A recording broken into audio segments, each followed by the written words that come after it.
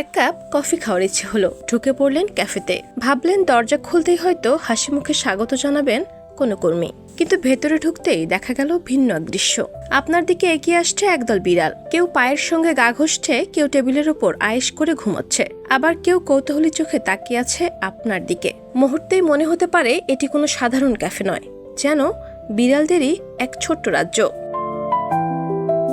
তবে এই বিড়ালগুলোর গল্পটা মোটেও এতটা সহজ ছিল না।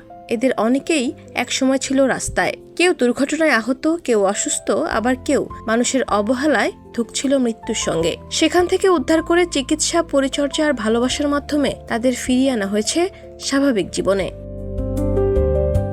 তবে উদ্ধার করেই দায়িত্ব শেষ নয়। প্রতিদিন তাদের প্রয়োজন হয় খাবার, ওষুধ, চিকিৎসা এবং নিরাপদ আশ্রয়ের। আর সেই দায়িত্ব পালনের একটি অভিনব উদ্যোগই এই ক্যাফে। এখানে আপনি যে এক কাপ কফি পান করছেন, তার সঙ্গে জড়িয়ে আছে অসহায় কিছু প্রাণীর বেঁচে থাকার গল্প। ক্যাফের আয় থেকে একটি অংশ ব্যয় করা হয় উদ্ধার করা বিড়ালগুলোর খাবার, চিকিৎসা ও পরিচর্যায়।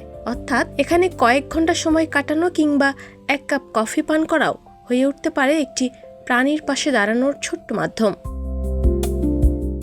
আর কোনো বিড়াল যদি আপনার মন ছুঁয়ে যায়, তাহলে নিয়ম মেনে তাকে দত্তক নেওয়ার সুযোগও রয়েছে। অর্থাৎ ক্যাফেতে এসে শুধু একটি প্রাণীকে কাছ থেকে দেখাই নয়, চাইলে তাকে নিজের পরিবারের সদস্য করে নিতে পারেন। এভাবেই রাস্তায় বেড়ে ওঠা অনেক বিড়াল পেয়ে যাচ্ছে নিরাপদ ও ভালোবাসায় ভরা স্থায়ী ঠিকানা।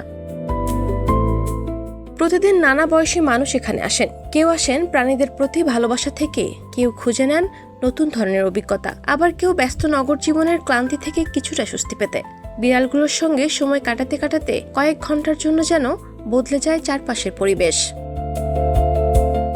এই ক্যাফে যেন মনে করিয়ে দেয়, একটু মমতা একটি প্রাণীর পুরো জীবন বদলে দিতে পারে। প্রাণীদেরও ভয় আছে, কষ্ট আছে, ক্ষুধা আছে নিরাপদ আশ্রয় ও ভালোবাসার প্রয়োজন।